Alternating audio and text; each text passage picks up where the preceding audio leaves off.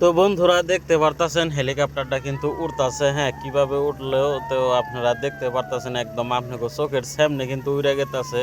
এটার মধ্যে আছে হাগরামা স্যার আরও অতুল বরা। তো মিটিং করার শেষের পরে কিন্তু লাহে লাহে দেখেন এই যে হেলিকপ্টারটা উড়ে গেতাছে। কিন্তু আশেপাশে কিন্তু মানুষের অভাব নাই, একদম হেরম মানুষ আসাল।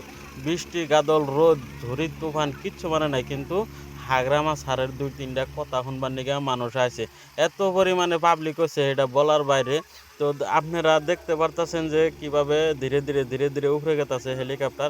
এই হেলিকপ্টারের ভিতরে কিন্তু হাগরামা স্যার আরও অতুল বরা আছে। তো বন্ধুরা, আপনাকে চোখের সামনে আমি সুন্দর সুন্দর ভিডিও নিয়ে আহি। তো আপনাদের কাছে কেমন লাগে আমি জানি না।